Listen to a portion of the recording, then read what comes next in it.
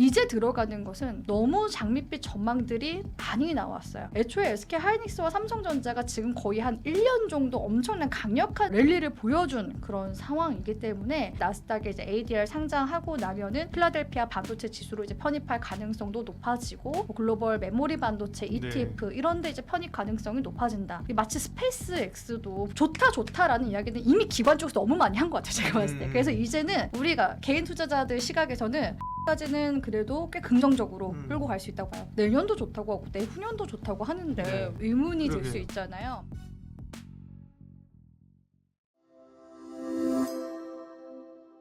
예민수의 경제토크 JW인베스트 곽유정 대표님 오셨습니다. 반도체 삼전닉스를 어떻게 해야 될지 고민하겠습니다. 뭐 삼전닉스 얘기는 맨날 해야 됩니다. 올라도 그렇고 떨어져도 그렇고 쏠려도 그렇고 안 쏠려도 그렇고 그죠? 네, 일단은 뭐 정말 가파르게 올라왔잖아요, 그죠? 네. 그리고 이제 속도 조절이 좀 오는데 여기서 그럼 어떻게 돼야 되지? 뭐가 바뀐 게 있나 반도체에 대해서? 네, 반도체를 어떻게 봐야 됩니까?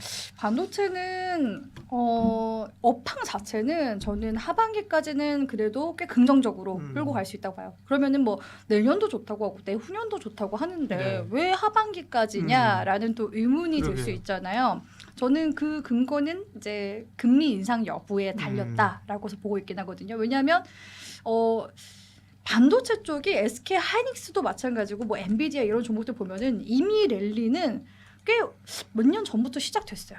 지난해도 강했었고 그리고 올해 특히 이제 유독 강하게 이제 올라가는데 그 이제 시기 자체가 빅테크 쪽에서 금리 인하를 토대로 엄청나게 지금 막대하게 투자가 이루어지고 있는 그런 시점이잖아요. 그래서 공급이 지금 현재 쇼티지가 나고 있는 상황이고 영업이익이 이제 확인이 본격적으로 되기 시작한 거는 1분기 실적 발표 딱 기점으로 해서 그런 영업이익이 확인되면서 계속해서 눈높이가 높아진 거라고 볼 수가 있거든요. 근데 이게 전 세계적으로 그러니까 이건 금리 인하를 할 거라고 이제 가정돼서 이런 이제 선반영이 계속 이제 일어나면서 주가가 올라갔다라고 봤을 때 금리 인상으로 만약에 전체적으로 이제 글로벌 경기가 그렇게 넘어가게 된다, 스탠스가 넘어가게 된다라고 한다면은 투자가 둔화될 수밖에 없다. 예, 투자가 둔화될 수밖에 없기 때문에 뭐 물론 지금 이제 사이클 국면에 있어서는 보통 이게 투자 사이클에 접어들게 되면 2, 3년씩 막 가잖아요. 근데 애초에 SK 하이닉스와 삼성전자가 지금 거의 한 1년 정도 엄청난 강력한 지금 랠리를 보여준 그런 상황이기 때문에 금리 인상에 대한 노이즈를 무시할 수는 없다고 저는 생각을 하고 있어요. 그러니까 일례로 저는 이제 많이 이제 예시를 항상 들 때 주가는 항상 선반영이다 이런 말씀도 많이 드리면서 2017년도에도 반도체 이제 랠리가 나왔었을 때가 있었거든요. 근데 2018년도는 반도체 종목들 섹터들도 다 조정이 나왔었고 지수상에서도 이제 하락 국면으로 넘어갔었던 시기였어요. 근데 실질적으로 실적을 열어보면은 2018년도 3분기, 4분기는 최대 실적을 기록을 했었거든요. 네. 그러니까 이 실적에 대한 이미 기대치는 지금 이제 올해 계속해서 지금 반영이 되고 있는데 이게 만약에 진짜 금리 인상기로 넘어갈 때까지 이 상승 기조가 유지될까라는 의문점은 저는 계속 가져가야 된다고 생각하거든요. 왜냐하면 너무 장밋빛 전망들이 많이 나왔어요. 지금 뭐 특히 SK 하이닉스 같은 경우에도 이제 나스닥에 이제 ADR 상장하고 나면은 이게 뭐 필라델피아 반도체 지수로 이제 편입할 가능성도 높아지고 뭐 글로벌 메모리 반도체 ETF 이런데 이제 편입 가능성이 높아진다. 그러면은 마치 스페이스X도 보면은 상장 직전에 굉장히 기대감이 컸었잖아요. 근데 상장하고 나서부터 이제 주가가 하락세가 나온 것처럼 이 기대감이 가장 좀 강력하게 반영이 됐었던 게 제가 봤을 때 5월달, 6월달이지 않았을까? 그러니까 업황을 보는 것과 투심을 보는 거는 저는 다르다고 생각을 하고 있거든요. 그래서 업황을 봤을 때는 일단 뭐 내년, 내후년까지는 좋을 수 있다. 근데 투자 심리가 가장 강했었던 국면은 언제였나라고 생각을 해보면 레버리지 ETF 상품이 나오고 나서 그때부터는 6월달 거의 한 달 내내 장세가 거의 투기장으로 바뀌었었잖아요. 삼전닉스 중심으로 갔었고 하이닉스 이제 그 ETF 같은 경우는 하루 만에 뭐 30% 이상 올라가는 그런 이제 경우들도 이제 나오기도 했었거든요. 그래서 주가상으로 봤을 때 그리고 지수상으로 봤을 때 재밌는 건 뭐냐면 5월 달에서 이제 6월 달 동안 3번의 변동성이 있었죠. 그 변동성이 나오는 동안에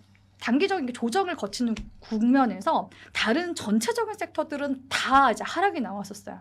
근데 올라갈 때 되돌림이 일부 이제 좀 나오는 듯했지만 결국에는 그 수급이 삼전 닉스 쪽으로 가면서 그렇죠. 지수를 끌어올리고 그런 이제 어떻게 보면 반복적인 패턴이 3번 정도가 나온 상황이니까 사실 3번째 패턴에서 만약에 들어갔다 한다면 자칫하면은 물릴 수 있어요. 물릴 수 있는 거거든요. 네, 그래서 항상 3번이 중요해요, 그죠? 예. 상세번이죠.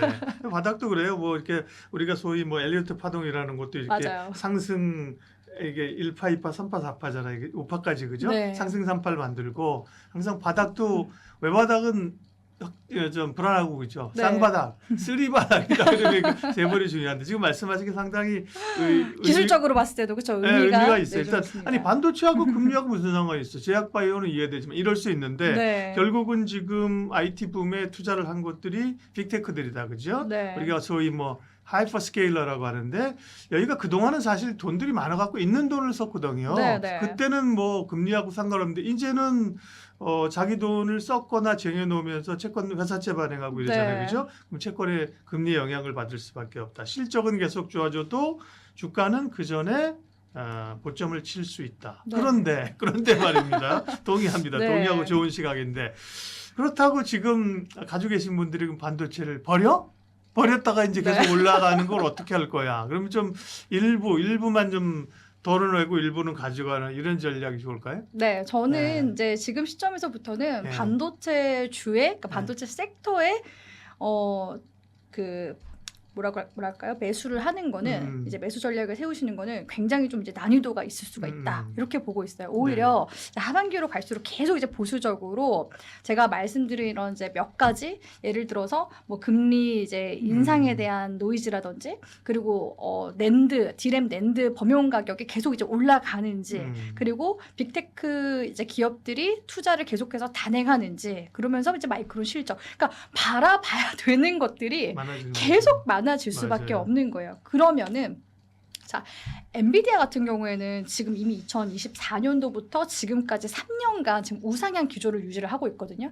근데 항상 한 번씩 이번에 이제 SK 하이닉스 삼성전자 올라가 준 것처럼 뭐 한 3달 이 정도 올라가고 나서 한 번씩 이제 계단식 구간 내지는 단기적인 기간 조정을 거쳤어요. 근데 그런 이제 조정 구간마다 횡보로 갔었거든요. 횡보로 가면서 저점을 이제 높이긴 하는데 그런 답답한 구간이 하반기에 나올 가능성도 배제할 수 없다.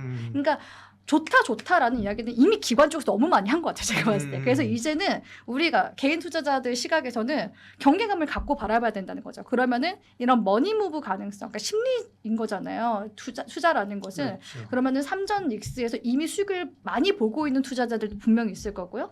최근에 들어가신 분들, 이런 분들도 있을 거예요. 내지는 지금 시점에서 다른 이제 섹터로 인해서 손실을 보고 계신 분들도 있을 텐데 이제 딱 7월 장세에 넘어가면서 이제 지금 종목들이 전체적으로 떨어졌잖아요. 거기서 빠르게 올라오는 종목들 그런 섹터들이 이제 주도 섹터가 될 가능성이 그러게요. 높아서 주도 섹터가 이제 한 번 잡히면 2배, 3배 이상 가잖아요. 그렇죠. 근데 지금 이제 반도체 랠리에서 이제 들어가는 것은 지금 여기서 들어가더라도 2배, 3배 이제 수익을 보는 건 힘들어요.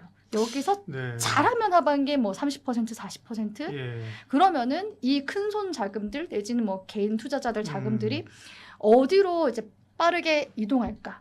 이게 제가 봤을 때 관건이지 않을까. 그런 흐름들을 잡아야 되겠다. 우리가 이제 방송 출연하는 분들이랑 친한 분들이 얘기 누가 주도주냐? 튀어나가는 놈이 주도주다 이런 얘기하거든요. 근데 말씀하신 것처럼 반도체 포머가 꽤 있었잖아요. 그죠? 몇 번의 조정 때마다 불안했는데 계속 올라갔어요. 말씀하신 그 사이클로. 그래서 이번에도 조정 시에 비반도체를 팔고 반도체에 이번에도 왕창 한번 올인을 해볼까라고 하는데 그런 생각은 지금으로서는 조금 위험하다. 네, 경계감을 좀 갖고 경계감을 볼 필요가 갖고. 있다. 이렇게 생각을 하고 있습니다. 반도체가 이제 꺾이고 지금부터 밀린다는 얘기는 아니지만 그죠? 네. 반도체만 바라보던 시각에서 반도체 이외의 뭔가 변화들 조금 더 수익을 낼 수 있는 곳을 찾을 수 있다, 찾아야 한다. 그죠? 네. 네, 그렇게 정리하겠습니다.